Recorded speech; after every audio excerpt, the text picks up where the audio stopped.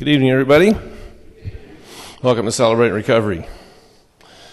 I'm a grateful believer who sometimes still struggles with love and abandonment issues and rejection and low self-esteem. And I've had great victory in those areas, thanks be to God, and my name is Bob. Well, tonight is a special night. If you look at your schedule tonight, you'll see that we are in between lessons, and every time we have a in-between lessons event, it's called a special program. Usually we have testimonies. In the past we've had testimonies, most of which have been from Saddleback. We've shown you videotapes, DVDs rather, of Saddleback testimonies, and they're really good. However, tonight we have a special treat. We have a live testimony. We have somebody from our very own Celebrate Recovery, one of our very own people, who is going to come tonight and share his testimony with you. His name is Terry Drace. So Terry, come on up.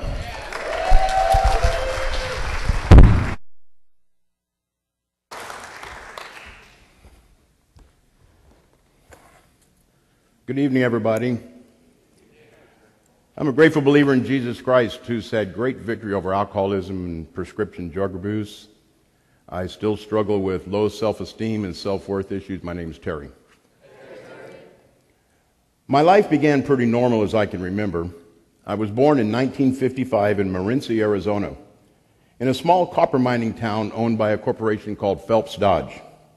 It was a little bit northeast of Phoenix. My father worked in the mine, and my mother was a housekeeper. I have 3 sisters and 1 brother, all older than me. I was the last child born into the family. I have no real memory of my childhood up to the age of 6. For some reason, I can never go back to any of those times in my life. But as far as I know, all was normal, so I thought. My mother and father divorced when I was 6 years old, and we, my mother and the kids, moved to St. Louis, Missouri, with my grandmother and my grandfather. They were a very interesting couple. My grandmother was an alcoholic and a retired prostitute. My grandfather was an alcoholic who drank continuously, but I loved them very much. The only memory that I had as a child was going with my family to the lake camping and fishing, and to my uncle's boat fishing. Things were not real good in St. Louis from a child's perspective. My grandfather was very mean, and my grandma was always drinking, and her and my grandfather were always fighting. My mom worked as a waitress trying to make a living, but never really made enough money to support us, so we went on welfare. I was very embarrassed about this. We finally got enough money to move into our own house, and I thought things were getting better. I remember one day, my brother was adding coal to our coal furnace in the basement, and he had never been shown how to do this. When we left our house to go to school, the house burned down to the ground. Now we had nowhere to live, and we moved back to my grandma's house, but only on a temporary basis. My mother suffered from depression very badly, and I remember she sent us all to go see my aunt one day to get some food for the family. While we were walking, we realized that our aunt was not even home, so we turned around and went back home. When we walked into the house, we discovered that our mother had cut both of her wrists, and there was blood all over the house. She was laying there dying right in front of her children. We called the neighbor, and the police came and took her away. She survived, but I still remember her saying, "Just leave me alone, I want to die." I was devastated as a child seeing this. I felt guilty and hurt because I thought it was all my fault. She kept looking at me and saying that these kids are too much trouble for me to take care of. I felt very unloved, and it made me strive only harder to please her. My mother eventually sent us back to live with my father. He was very angry that we had come back because now he had another wife and 2 other children that he was taking care of. It was a constant struggle trying to please him. He was a very mean man, and he was abusive to all of us, but especially to my brother and 2 of my sisters. He would beat my brother very bad anytime he made any type of mistake, and I would find out later in my life that he was sexually abusing my sisters as well as his stepdaughter for many, many years. But as a child, I did not know this. I would spend many days with my other grandmother in her trailer, and she always treated me very nice, but in reality, She was abused by my other grandpa and would take it out on us, but I still loved her very much. I would eventually go back by myself to live with my mother once again. We moved approximately 24 times in 3 years. I never had an opportunity to meet any other people or to make friends as a child, and as a result of this, I became very introverted and very ashamed. By this time, my sisters had all gotten married, and they had either moved back to Texas or to Arizona, and we, my mother and I, would live with each of them for periods of time just trying to get by. One of my greatest memories was when I lived with my sister Sharon in Phoenix, Arizona. She was struggling to get by and had gotten married at the age of 15 in order to get away from my abusive father by becoming pregnant. This was taboo in the small town we lived in. Everyone knew everyone else's business, and it was shameful to my father, and his anger continued to grow. During the time I lived with my sister Sharon, she and her husband were struggling financially, but she would always take me to the Dairy Queen and buy me a dilly bar for a nickel. It's funny how those types of memories will stay with you. We were living with my oldest sister Jean in Texas with her and her husband and her 3 children. I believe I was about 8 or 9 when we went to live with her. Her husband's name was Ray, but everybody called him Boots. He was a professional salesman, which I later found out he was a con man, and he had a way about him that always impressed me. He always had money and nice cars and nice clothes. I wanted to be just like him when I grew up. Everyone seemed to respect him, but I never understood why we moved so much until I grew up. Someone was always looking for him. My mother and I, we stayed with them for several years. My mother eventually met a man named Les. He was a huge man, and he was a drinking man. He drove a truck for a living. He convinced my mother that we needed to move to Arizona when I was around 10 years old. We lived in an apartment in the west side of Phoenix, which was the ghetto of Phoenix. I remember one day that my father showed up, and he was trying to get me to go live with him. My mother was crying, my dad was crying, and they were both physically pulling me back and forth between the two of them. I was totally confused about whom to go with, but I stayed with my mother because she looked at me and said that she would die if I ever left her. This was in 1965. My life just felt totally messed up. Les told my mother that we needed to move to California to get a fresh, brand new start. We moved to Oakland, and boy, let me tell you something. It was not a good time. The civil rights movement was going on very strongly, and civil unrest was something that I had never experienced before in my life. Les stayed with us for only 1 month, and then he ended up leaving. Now it was just me and my mom all alone in the middle of chaotic Oakland, California in 1965. As a child, I was scared to death. I had never seen a black person in my entire life, except on TV. And there were riots and fights going on everywhere. Where we lived, the Black Panthers lived on one side, and the Oakland Hells Angels lived on the other side. My mom got a job as a waitress in a coffee shop, and we received welfare on the side to help support us. She was now staying in the bars or with men all of the time, and she would stay with them for several days in a row and leave me by myself. I would walk to school, iron my clothes, cook and clean for myself on a daily basis. I remember cooking one day and falling asleep with oil left on the stove. Well, guess what happened? Another house burned down. We ended up moving right next door. By this time, I was hanging out with my motorcycle friends next door, and they were treating me really, really cool. They taught me how to defend myself so I would not get beat up every day as I was going to school. I really appreciated them for that. My mother had met another man named Buck, and in the beginning he was all right, but he drank all the time and he didn't have a job. He collected guns as a hobby, and he liked to go camping. He was very abusive with my mother when he would start drinking, and he would hit her every time they got into an argument. I remember one time they were fighting and he was starting to hit her. I stepped up and told him not to touch her. He tried to hit me instead, and that was his mistake. All the years of anger and frustration had built up inside of me, and I unleashed on him with a vengeance. I remember picking him up and throwing him off the second floor balcony of our apartment. I ran downstairs and jumped on top of him and continuously kept hitting him in the face. My mother was screaming for me to stop, but I couldn't. He got up and ran upstairs and got one of his rifles. He pointed at me and fired it, but he missed, probably because he was too drunk. I went to my mother's side to console her, but she was very angry at me for causing such a scene. He left that night and never came back. My mother never forgave me for him leaving her. Again, I was confused.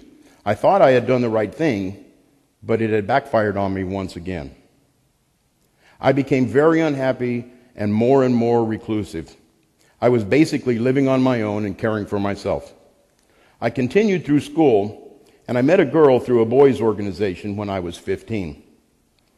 By this time, I had gotten a job at a liquor store/pharmacy through my school because we were considered low income, and I met my boss, and he was a very patient, loving, and caring man. He taught me how to interact with others and how to take responsibility for my actions. I was able to buy myself a car. For the first time in my life, I was buying new clothes. But this is where I took my first drink of alcohol when I was working at this store. I remember stocking the shelves with alcohol, and I would always leave one bottle in the box when I took the trash out. I never stole from him. I would always put the money in the register before I left, then come back to the trash can after the store closed and take it out. My thoughts of worthlessness were starting to grow more and more every day. I felt unloved by my mother, my father, and my siblings. But once I took my first drink, the pain went away. I felt good about myself. I no longer felt fat, ugly, stupid, or worthless.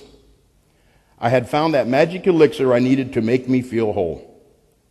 I remember meeting a very prominent man, at that time he was the district attorney, for the city of Oakland, through this boys' organization that I belonged to, and he started treating me very nice.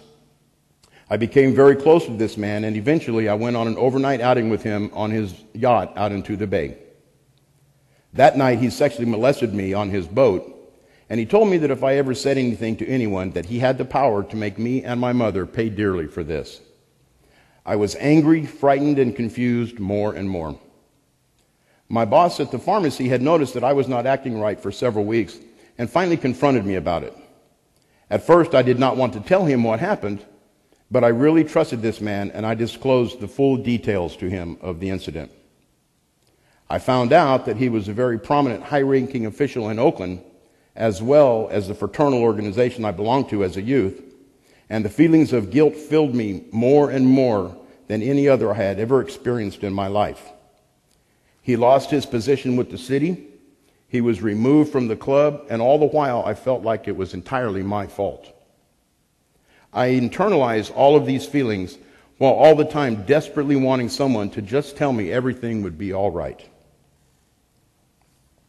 I met a girl in my junior year of high school, and I immediately fell in love with her. She was from a very well-to-do family that always had more than enough money to buy her anything that she wanted. I did not fit in with this.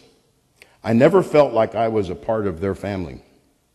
Her mother was always putting on a front of being better than they were, and they would go to any length to make people look at them bigger than they were really in reality. This girl and I started having sex during the first couple of months, and I thought she was the greatest thing that had ever happened to me. We would get married a month out of high school, and from there, the dysfunctional relationship only continued to grow.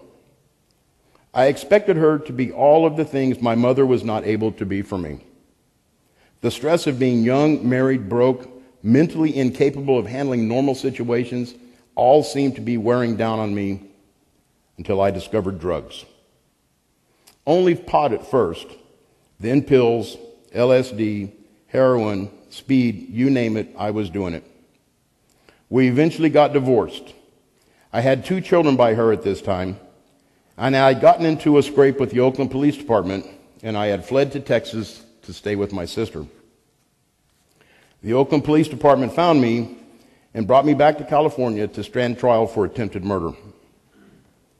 I was eventually freed due to a lack of evidence, and had nowhere to go. I moved back in with my first wife, and we remarried again. This time it lasted for 3 more years. My mother passed away in 1981 from a very suspicious occurrence.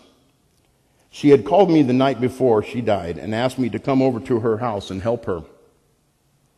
My wife told me that I needed to make a decision. It was either my mother or her. I told my mother that I could not attend to her because I had to stay with my wife and be a man.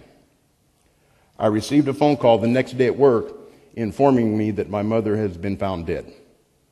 I went into a full-blown rage and the deepest depression like I had never known before. I blamed myself for her death.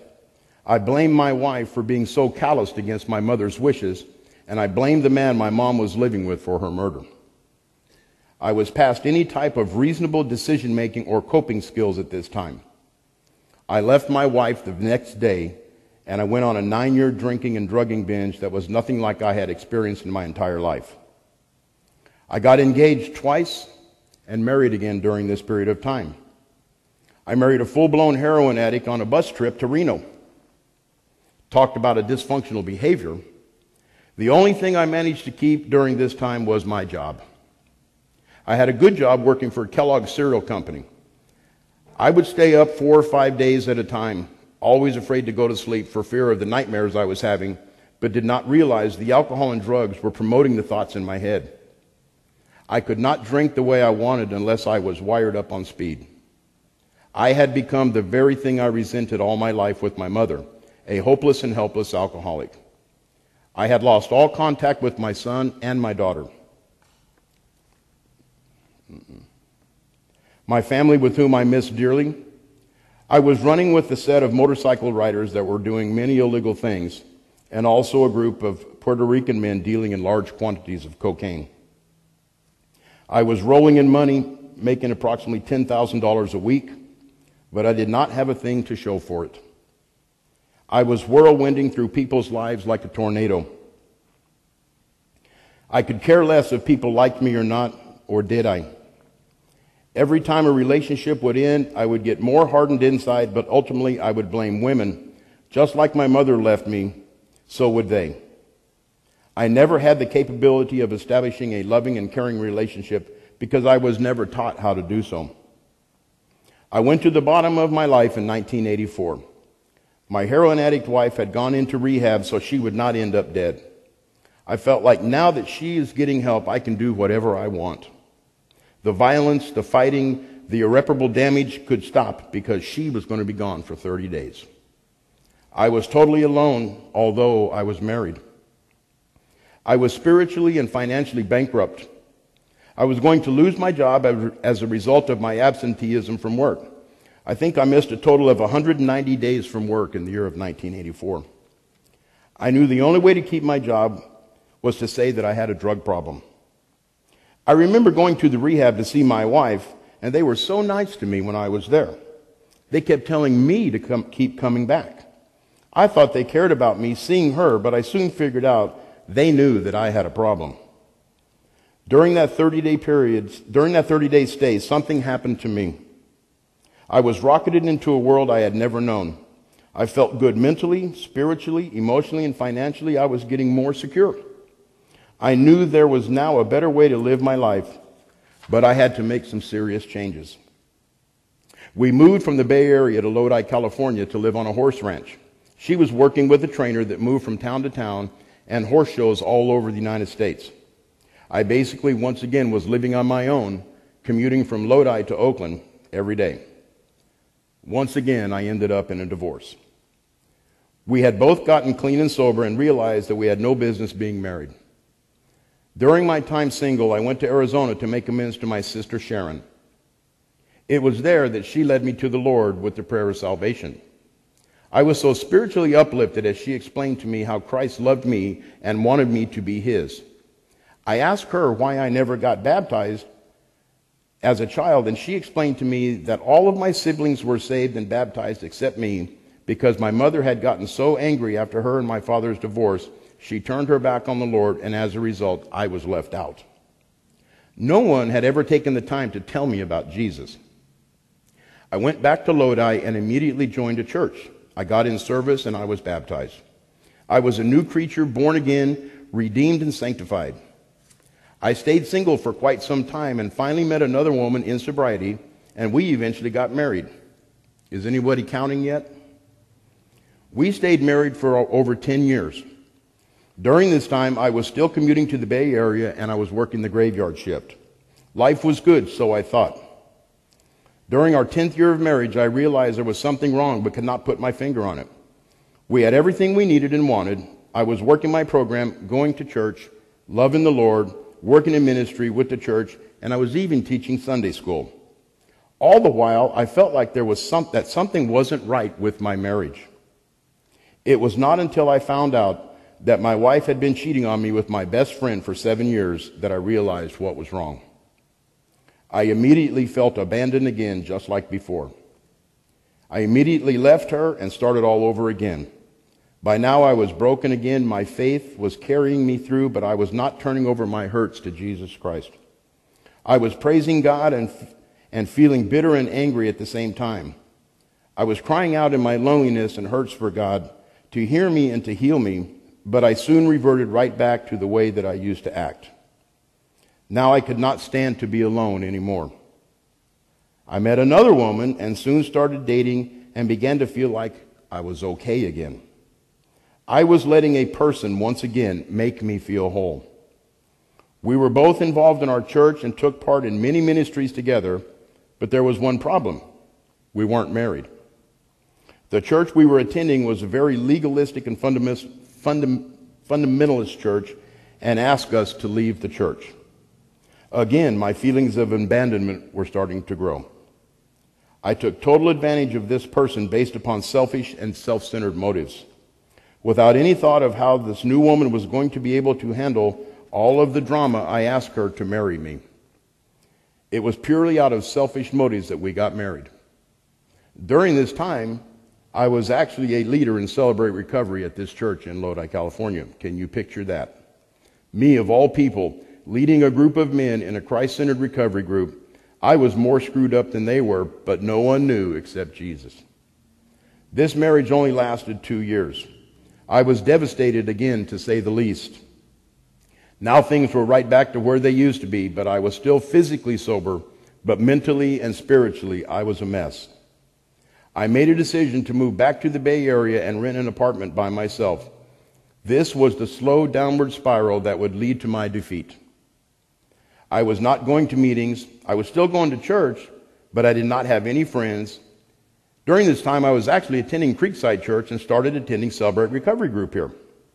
I stayed involved in CR for a little over a year, but I would not turn over my hurts to Jesus as was necessary. There was only one thing that I could do, and that was to drink again. I relapsed again in 2004. It had been 20 years since I had taken a drink. The results were immediate. Now coupled with bitterness, anger, remorse, and guilt, I was drinking with a vengeance. I knew what needed to be done, but instead of yielding myself to Christ, I chose to do the same thing that I knew. I started dating a woman that I worked with. We immediately fell in love and soon moved in together. I knew that this situation was not going to work. She was a Buddhist, and I was, to say the least, a lukewarm Christian. Her family was deeply rooted in Eastern culture, and living together was not an option with them. Once again, I asked her to marry me. My faith, or what was left of it, knew enough to tell her that we could not be married if we were not of the same faith. I took her back to Creekside Church again, and we started attending regularly. By this time, I was fully engulfed in full-blown alcoholism. My every move revolved around alcohol. I felt ashamed and no good. I praised God on Sunday mornings and took total control of my life from Monday through Saturday. It was not working this way. Bob Reinhardt continued to ask me when I was going to come back to Celebrate Recovery until I just couldn't take it anymore.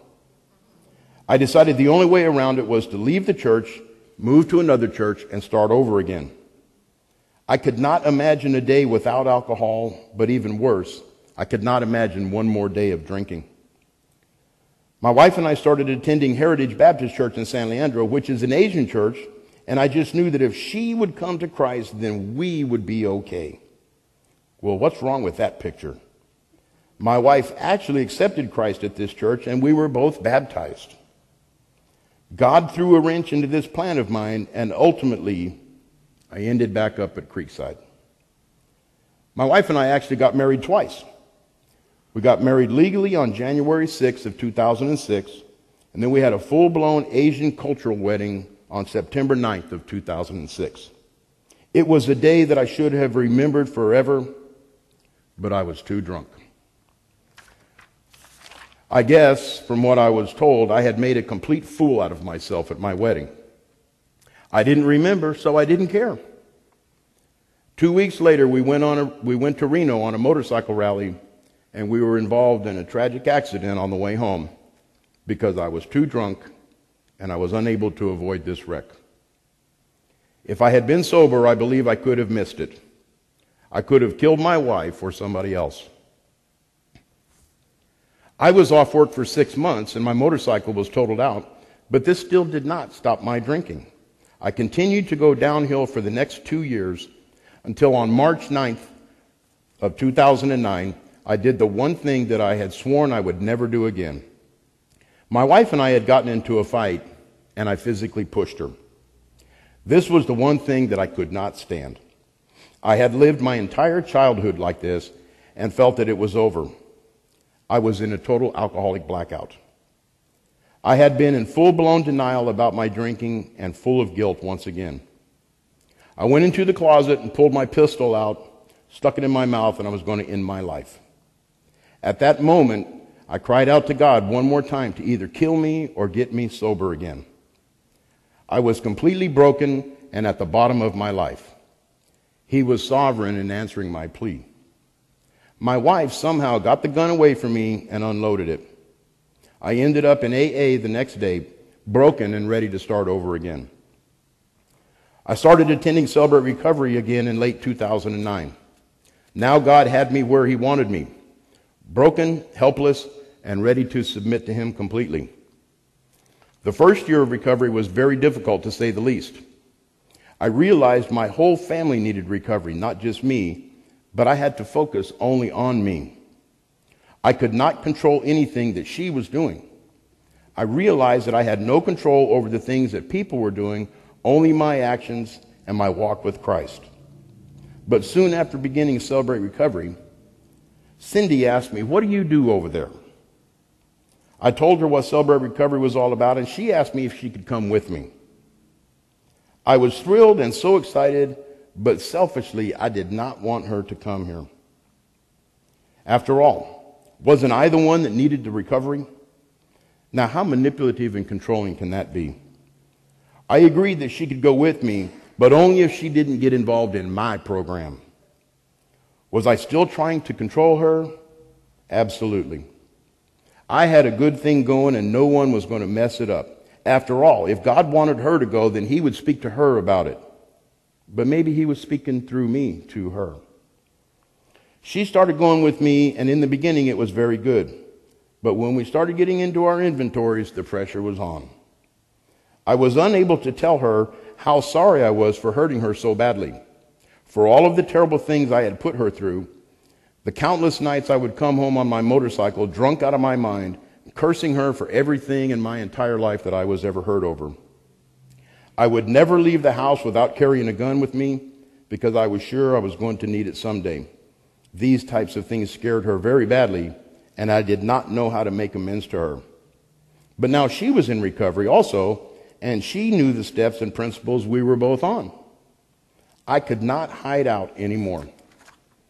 There was no trust left in our marriage, and it looked like this one was going to end up in a divorce just like the rest of them. No, no, no, not this time, I cried out. I was not going to allow Satan to have a foothold in my marriage any longer. I cried out to God once more, this time to strengthen me to be able to endure this recovery process and save my marriage. I was so tired of being a slave to the past hurts and pain. I could no longer medicate myself with pills or booze, and the buck stopped with Jesus Christ. In the middle of 2010, I committed my life completely to Christ, His care and love, and told Him that only He could lead me forward because I was totally whipped. In all my life, there was never a more bleak time than when I was living in total spiritual darkness. I wasn't drinking, I wasn't being honest, I didn't trust people, and I was destined to go back to the only thing I knew that worked. Or did I? I realized that I must do the only thing that I had never really tried. Christ all the way, not halfway. I was scared to death of the unknown. I was angry and my marriage was destined to fail. I was in jeopardy of losing my job due to my outbursts of anger towards my coworkers and my peers. I started confiding in one of my Celebrate Recovery members, Rick Angel. At first, it was hard for me to trust him. I did not know how to open up to him, but in time we started developing a relationship as friends, then slowly working on my hurts. It felt so good to be able to talk to another man about my issues. I soon learned that we both had a lot in common. How great to be able to finally release these hurts to someone. We started meeting on a regular basis and working through the program the way that it was designed. My marriage to Cindy was still not what I knew Christ wanted it to be. This area of my life was totally unmanageable, to put it mildly. There was a difference, though. I loved her with all my heart. I wanted her to stay with me and work this thing out, but how am I supposed to do this? We both started digging deeper into our recovery, and I made a decision to turn my marriage over to Christ, along with all other areas that I could not control, and the most amazing things started to happen.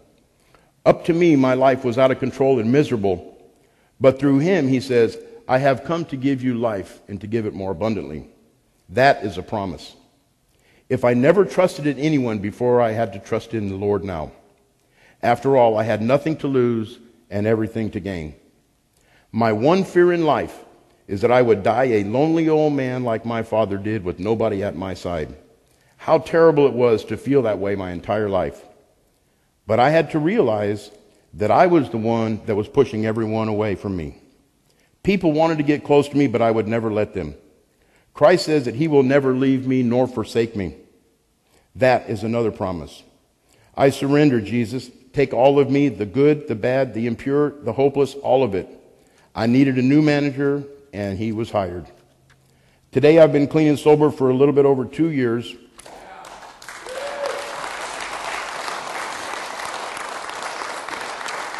I had long-term sobriety before through AA, but I was not alive in recovery.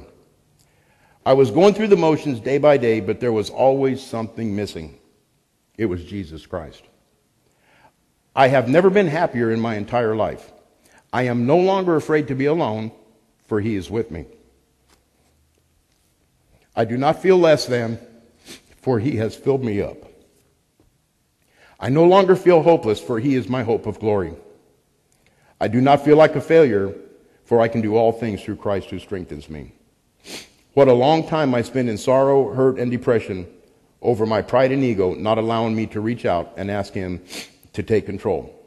But in Celebrate Recovery, I have been told that Jesus never wastes a hurt.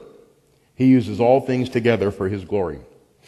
Today, things are the best they have ever been, but nothing has really changed except me and my attitudes. I no longer can try to control my life because it belongs to Him anyway. He is the greatest Father in the world. I never knew a father's love growing up as a child and only envied other children for the relationship they had with their fathers. But now I have the greatest Father imaginable beyond my wildest fantasies. He hears me when I'm sad and carries me through this life one day at a time. Loving Him and Him loving me is the greatest gift I have ever received. My marriage to Cindy today is the best I have ever had in my entire life. I just sometimes don't know how I'm going to handle it if it gets any better. My job is better not because the people changed, but because I have changed through Christ. My children are back in my life, and we have a wonderful relationship. I have 9 wonderful grandchildren that love me. All of my family have accepted Christ as their Savior.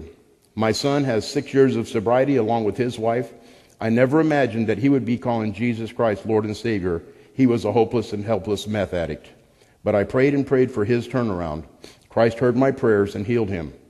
My life today is great beyond measure thanks to my Lord and Savior, Jesus Christ, and the program of Celebrate Recovery. Thank you.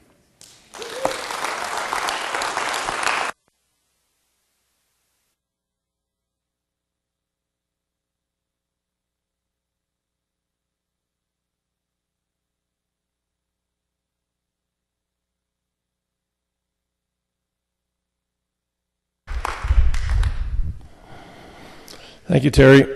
Thank you very much. That was a powerful, powerful testimony. Takes my breath away. Well, we're just about done for this evening, and I'd like to have Marion come up and do the Serenity Prayer. Marion, would you please come?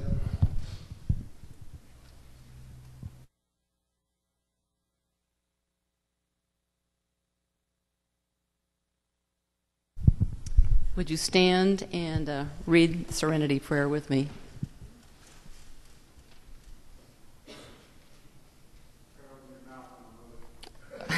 Yes, sir.